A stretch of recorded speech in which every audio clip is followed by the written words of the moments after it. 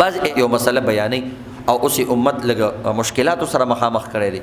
کوشش کول پکار دي اسانیاں امت کې راوستل پکار دي هغه دا مسله بیانې چې صدقه الفطر بخا ماخه د اختر په ورځ باندې ورکې د اختر په ورځ باندې د سحر نواله تر د اختر مونږ پورې دی دوران کې به ورکې او دا لازم ده او فرض ده نو آیا خامخا په دغه فرض ده نو دي کې د ائمه اختلاف ته اختلافي مسائلو کې عزتمندو گنجائش وي سخت نه دی کول پکار نو هغه وی چې سحر ورکول پکار دي د اختر په ورځ باندې نو آیا دا مسله مخکې ورکولې شي کنه بعض عالمان وی ټول کار کې ورکولې شي خدا مذهب دا خبره صحیح نه ده رمضان المبارک کې ورکولې شي رمضان المبارک او اختر یو بل سره تړلې دي روزه کې ورکولې شي روزه کا پهلا روزه کې دویم هفته کې دریم هفته چار یوي د روزي په میش کې ته سرسایه ورکولې شي فطرانه ورکولې شي او دې کې یو څو حکمتونه دي او یو څو فائدې دي پکې اصل کې د سرسایي مقصد دا دی د سرسایي مقصد دا دی چې انسان د یو غریب ضرورت پوره کړي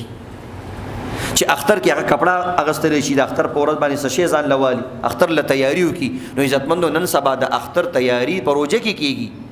د اختر په ورځ باندې تعالی سو کپڑے نه ګنډي چې تور سي چې دا کپڑے را لو ګنډه پاغور تعالی سو کپڑے نه ګنډي د اختر په ورځ باندې اکثر دکانونه نه کولاو بعضی دکانونه کولاوي د میټای یا د یو شی بل شي د خوراک د غوخي دکانونه اکثر د خوشینو دکانونه ټول بند وي نو چې دا ول پیسې ورکړي غریب په پیسې کې پاغور ورځ باندې بلدارې د سحر مون نواله تر اختر پورې هغه ټیم ډیر کم دی هغه بازارونو کې ګرځي کله ته کپڑے بدلي کزان له موږ تیاری کوي کاغه بګي کنه خپل شینو پسې ګرځي نو دی وجنا بهتره دادا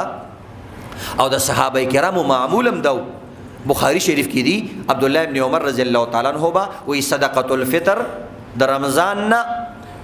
یو ورځ یا دو ورځې مخکې د اختر نه یو ورځ یا دو ورځې مخکې ورکولي او بیا امام بخاری رحمت الله علیه د صحابه کرامو عمل نقل کوي کانوا یعطون قبل الفطر یوما او یومین وی د صحابه کرامو د نبی رسول الله صحابه او با پر رمضان المبارک کې صدقه الفطر هم ورکولا د امام بخاری سے معتبر کتاب دی دی وجرا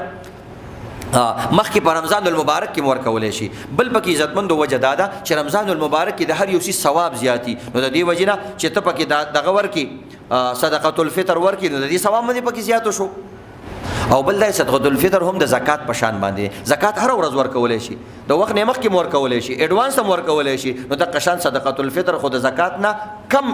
وجوب لري زکات فرضیت زیات ته د صدقه الفطر په اعتبار سره نو چې زکات مخکې ورکولې شي نو صدقه الفطر مخکې ورکولې شي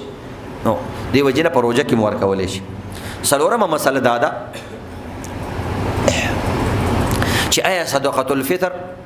قیمت او پیسو کې ورکولې شي کنه